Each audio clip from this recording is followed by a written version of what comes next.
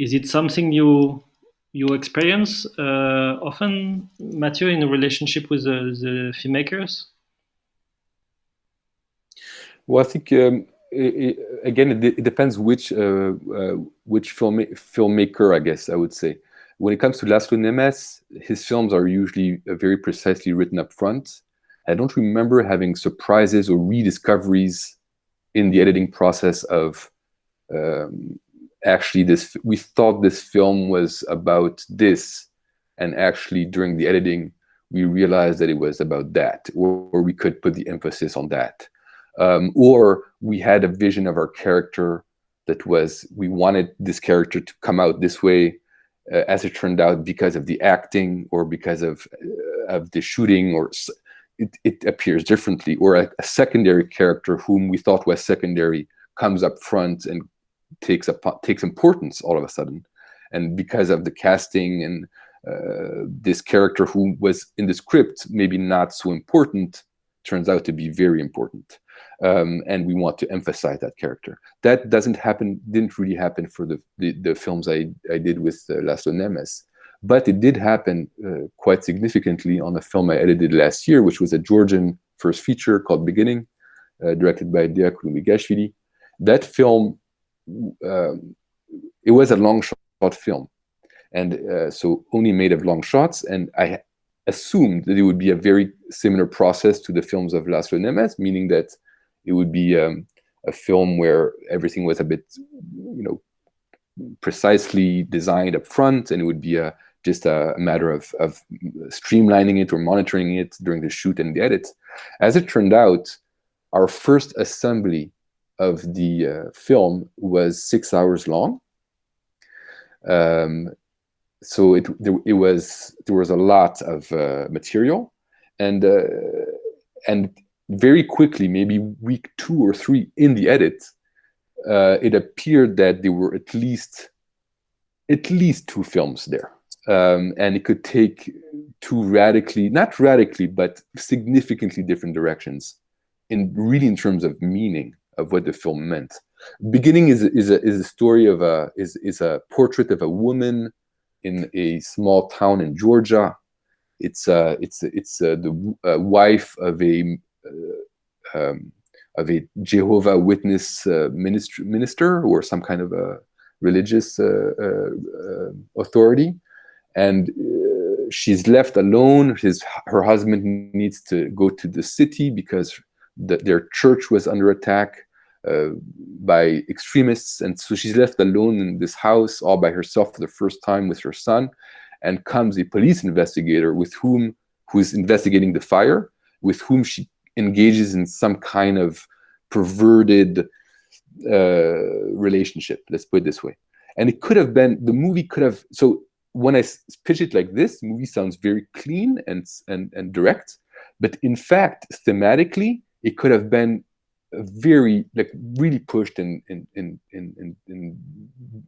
significantly different directions. It could have been a kind of a portrait, because the film ends really badly. I'm not going to spoil the ending, but it ends kind of in a tragic note.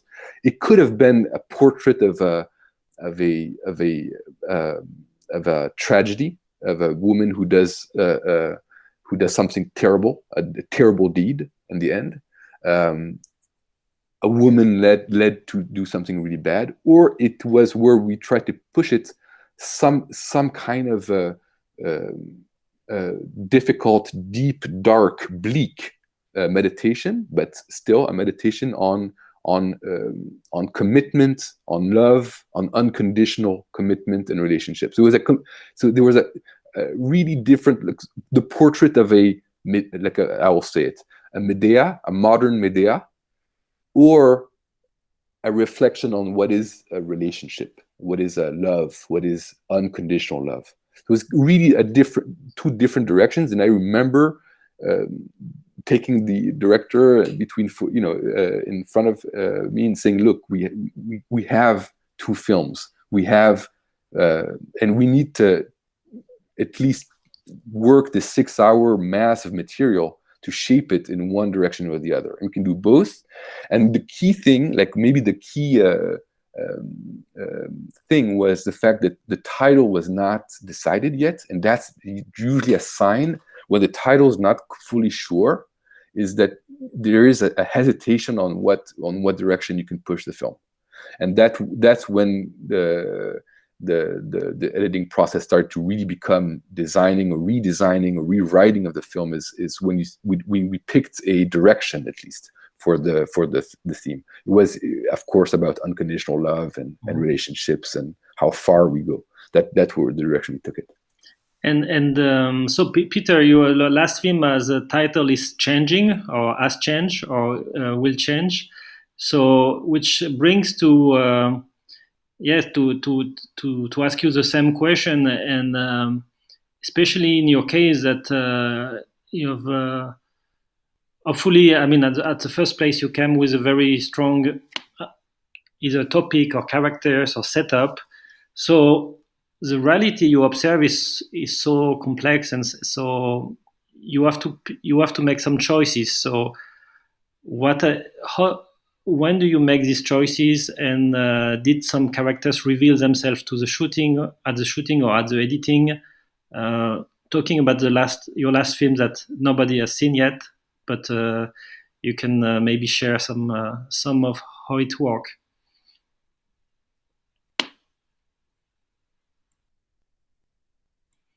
But you are mute. The microphone.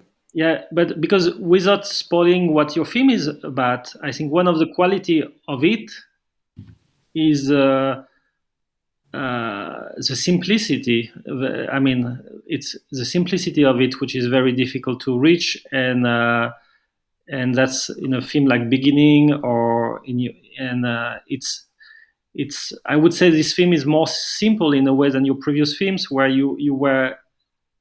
That's what I love as well. So don't get me wrong, that you were attached to many stories, and I wouldn't say that you couldn't choose, but there are many things about Velvet Terrorist where it's different portraits, or Cooking Story, different wars, or 66 Sins. But in this case, I think you are going towards more simplicity. So what led you to this process, and what choices you had to make, and when?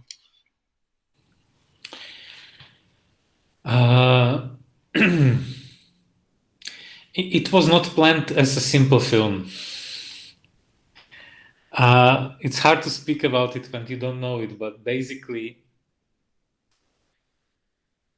but the process is very interesting. Like I really enjoy. I was enjoying the process, and I also, to be honest, enjoy to speak about it.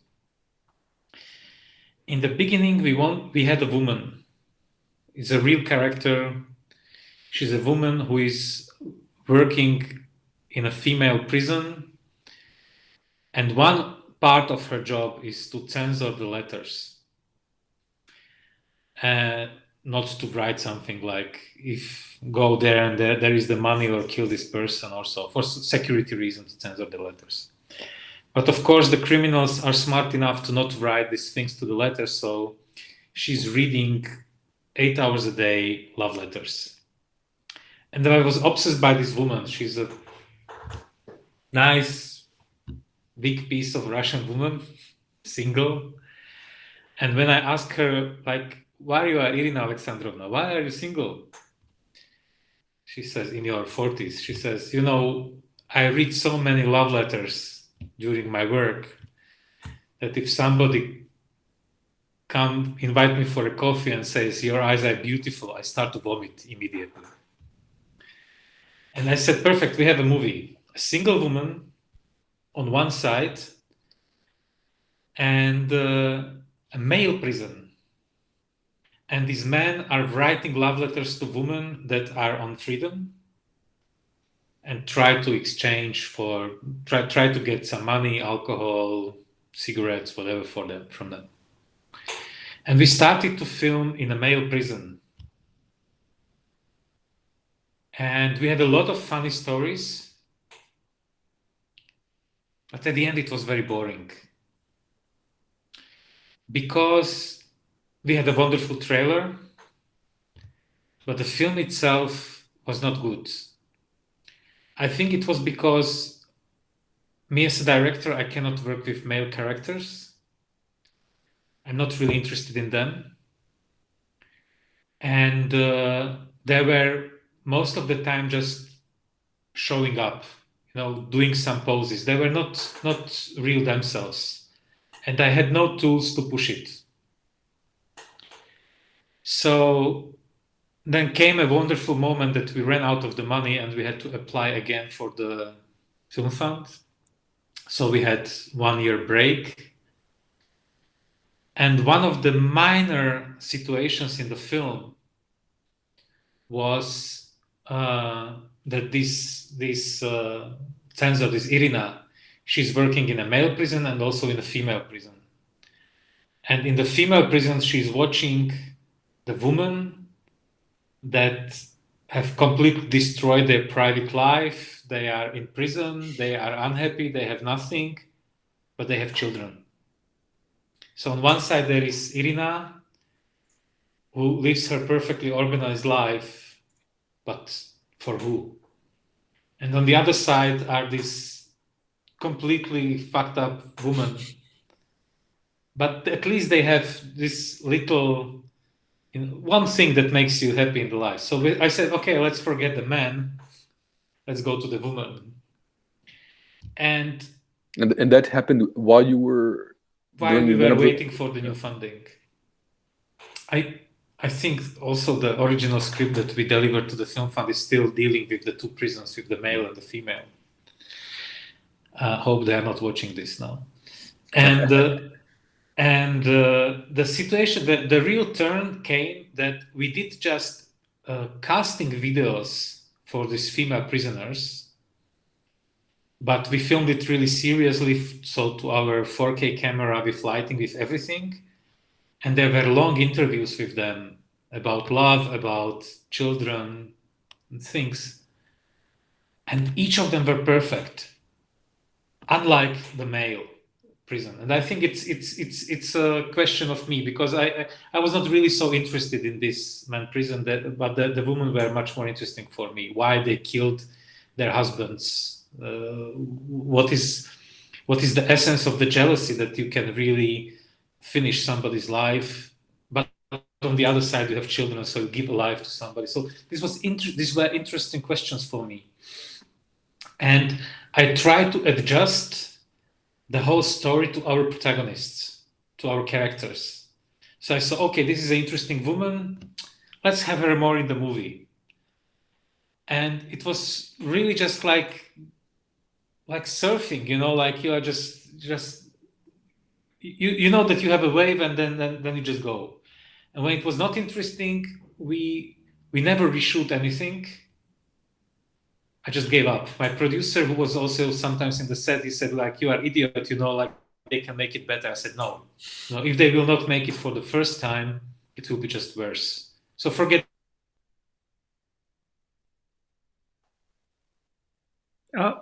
At this time, it's better, maybe. Yes. Yes. So actually, what Peter also didn't say is that even before choosing a point of comparison, he also had the idea to have this point of the censors in different countries.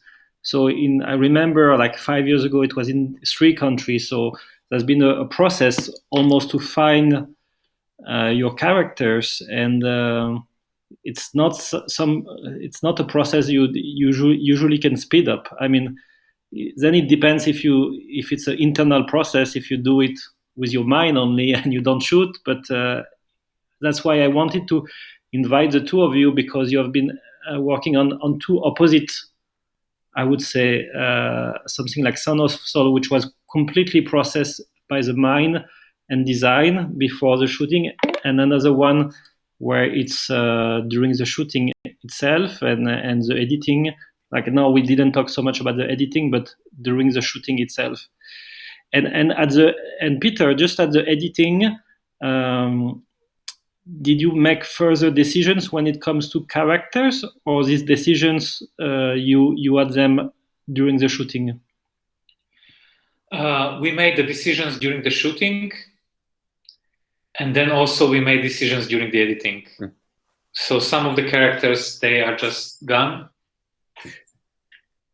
And but when you said I wanted to finish with the simplicity, that we did a selection in the editing room. It was really a very hard selection of the strongest scenes, and they had no logic together. And then we started to reassemble the editing just from these scenes. So now our post-production company is just having nightmares because we filmed during 3 years, and some of the women, they changed their color of the hairs. So something what was perfect, like 3 years later when she's blonde, I want to put it to the beginning when she had supposed to be dark. But we just said, okay, like forget continuity. Let's put it from the strongest scenes. And this was the basic. And I have this illness. I have this thing that I want to tell the multi-layer things. But here it was like every picture log was one layer down. So since you have 12 picture logs, you had a lot of layers that Very good. So I would like to ask audience to either write a question or to take the floor, since actually I had one thing that I would like to jump on, because I think Peter mentioned it before, and I think it's very key to the answering the question about is slow editing good editing, or let's say taking our time, is that a good thing for editing? And I heard that Peter said something key is when it comes to the different picture logs you had, every time you were screening your cuts, you were showing it to people. Then you had the actual First Cut Lab experience, so that was a specific one. But don't you have the feeling, because that's for sure something I experienced very much, is once you start showing the film to people, that's when it's almost like a precipitating event or a catalyst that really brings the film to where it should go. And so I guess I was thinking that it's once you start showing the film to people, that's when the picture lock, the actual picture lock, is coming very fast. But you're telling me that for your film, you kept showing it to people and then going from one picture lock to the next, and this simplifying over a period of a year almost. Is that? Yes. But do you agree that showing the film, screen test, editing lab, just showing it to have outside, that's something that is actually making the film come together, and is almost like at the end of a cooking, you just you put the flames and you kind of bring it together, no? Well, I think with all the films I did after the first screening on big screen with people, we did radical changes. Mm-hmm. So in my case, it was usually different. But also these films are much more working with different materials, so there are different conditions as well. But usually we change it. What was very important that I learned during the years, how to read the reactions, that when also the worst are the filmmaker friends when you are showing it to them, because when they suggest something, it doesn't mean that you have to do it like this, but it just means that there is some problem. And just a short example, filming in a prison, the prison has a lot of sections. And for us, it was a question of rhythm, how our main character is moving from one place to another and changing and so. And everybody was asking us that they are very confused because they don't know where they are. So we didn't explain it properly. Now she's with children, now she's what part of the prison. And we tried to fix it, and it was never good. And then just my editor said, okay, forgot these crossings, and just take it out. Like just make one big prison. It's basically you had the same problem with Son of Saul. Like it's also the different sections in the camp. You have to cross and everything, and to keep the logic of the camp, but the logic of the film and the rhythm of the emotions. It's really hard. So we just said, forget it, and suddenly it was working. You were lucky that it was working, because it might have not worked at all. So there was a question from Helen asking Matthieu if you could explicitly say why it's important for editing teams to be present in the case of long take shootings.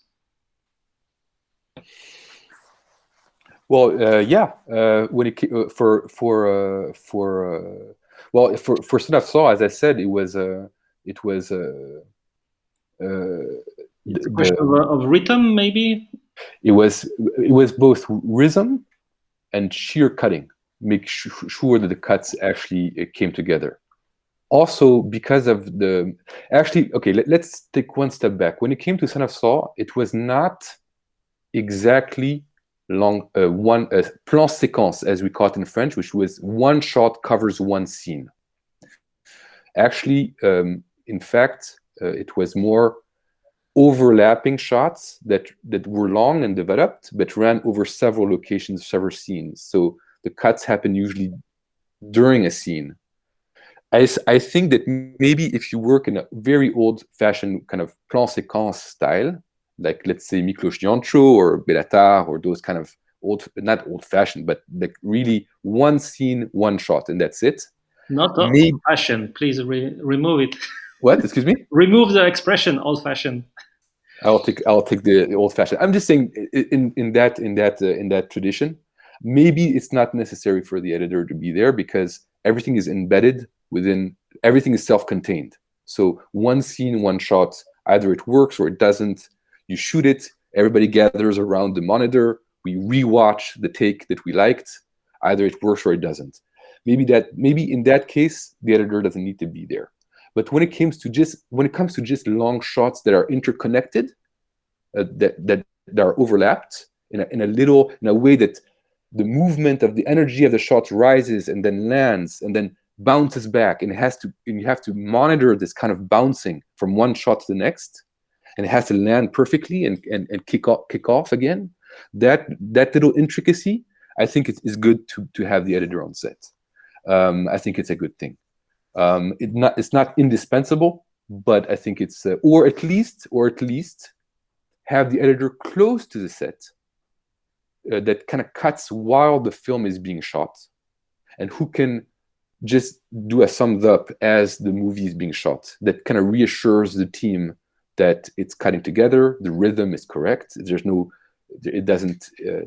off rhythm. It's not off beat. It works. That can cut in parallel to the shooting to make sure that it's good. Then in any case, there will be plenty of actual editing to do. I know this sounds strange, because when it comes to long shot cinema, you think that, well, it's long shot, so it's a matter of take selection and then it's over, But actually, there's a lot of editing that happens in this kind of cinema, a lot. But that's maybe for a different topic. But yes, I think it's important to have at least, if not the editor on set, close to the set, that monitors parallel to the shooting, to make sure that everything it works well, cuts well. I have a question. As we are moving to the end of the discussion, I want to move to the end of the editing. You talk about picture lock and the fact there was several picture lock. I wanted to ask you, how do you know that this is the final picture lock? As editors, as directors, what are your experiences? And also, I'm asking this question because there are several producers in the room, and I do feel that the producers do have their play in it. I mean, taking a European perspective, which is not like a producer's cut because I don't know, for bad reasons, but maybe producers could help to bring the editing process to the end, because they might know better than the director and editors themselves in some situation, or maybe in some situation not. So what is your how do you feel basically a film is finished, considering that there could be different films, and so when do you know that this is it?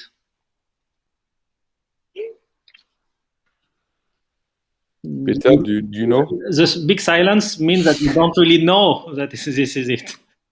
I don't know. Like for you 12 times you're like, okay, this is it, no? For your film. I think it's a I think that the opportunity, that the possibility that I could make the changes, that I still had time, I think this made me come back to the editing room. To be honest, like my script consultant, editing consultant, Marek Szulik, was the person who, when I said, okay, we are done, we can go to the music, and he said, are you sure if this? And I said, but what you suggest? I said, and he said, I don't know, but this is not good.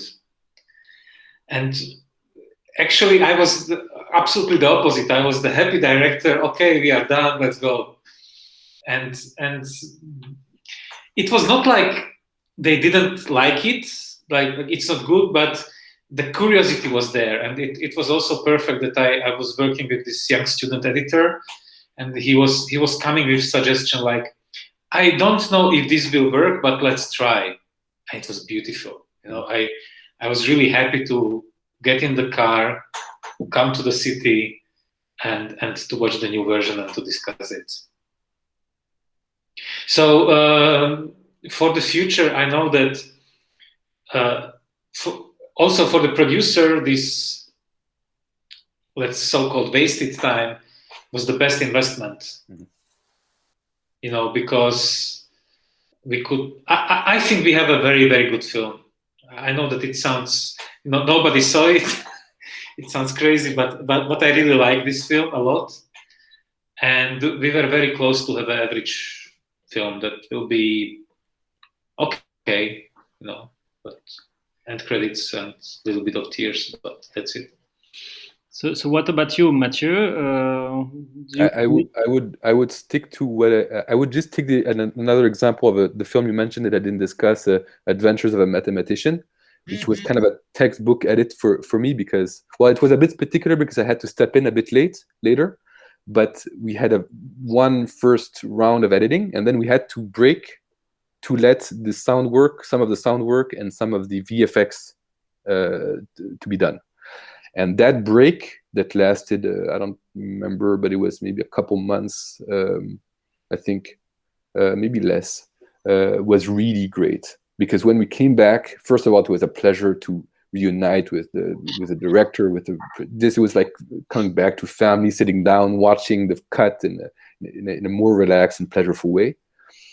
And just the sheer freshness, and also watching the film with that was more advanced, more complete in terms of sound and VFX, made it clear that some cuts needed to be made. And actually, I think I think the producer and director would agree with me to say that we cut scenes, that one scene in particular that was slightly, that we liked, of course, but was bothering us a bit in the previous cut, and we found a way to just remove it, and it was.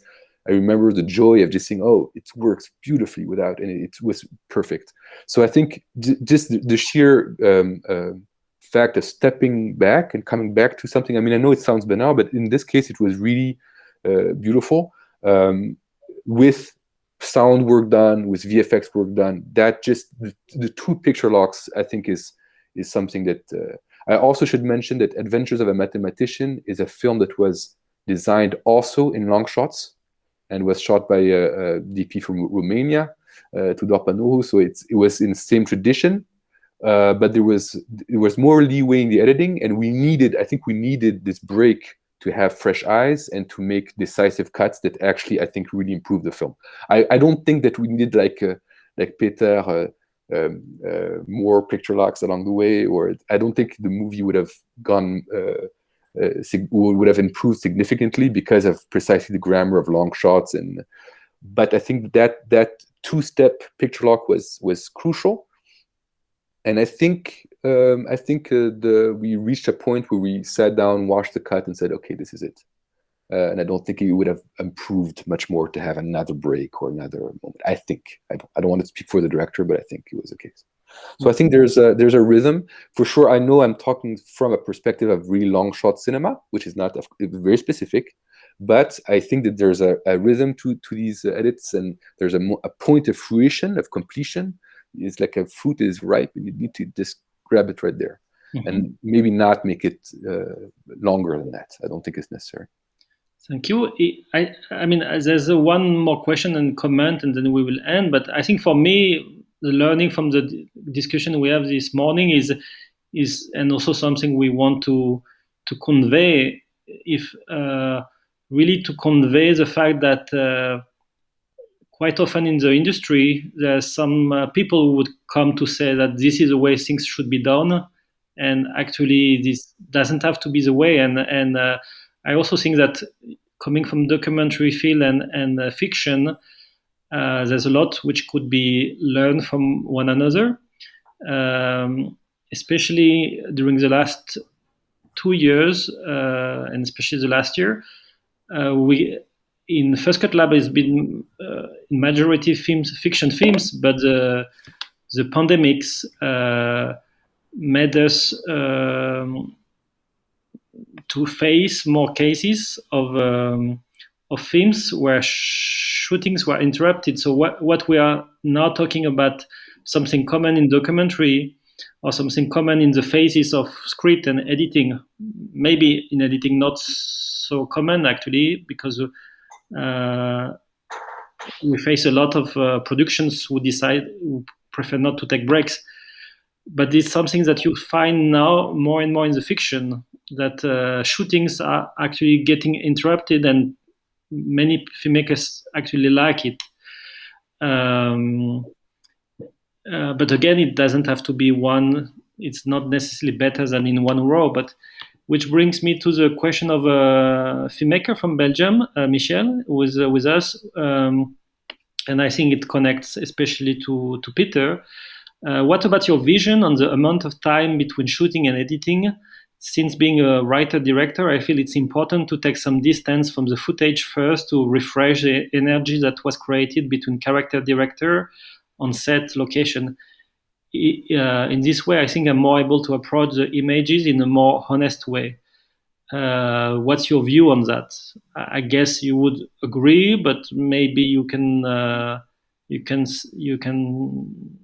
tell specifically this also, because except with 66 seasons, Peter, you very often shot having to travel. So the shooting for fiction films is a travel, but you don't necessarily move. But in your films, you very often decided of topics where you have to travel. So and which is also the case of Michel, who is a Belgian director who makes films, has been making films in Africa. So do you just say yes, I agree, or do you want to say more than this? I think my body is always smarter than my mind, and every time when I'm abroad, in the production plan, it is that I will arrive on Sunday, and on Monday I start to film. The reality is that I will come back on Sunday. On Monday I have fever, and 2 weeks I'm sick, and I cannot do anything, just lay in the bed and sleep. And then with a fresh mind, after 2 weeks of sleeping, I can go to the editing room. So I think the 2 weeks is the minimum that you need to have a distance. Actually, this is what my body is saying. Okay, good. I think this works for you. It's not necessarily the exact same amount of break for everybody, but good. So is there any, not necessarily written, but maybe someone wants to take the floor and ask a question or to give a comment? This is the time, otherwise we will wrap it up.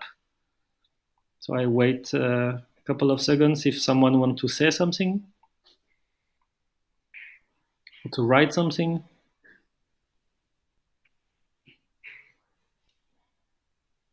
Which is if none, it's kind of self-explanatory. It looks like, but maybe I don't know if it's possible. No, it's actually not possible.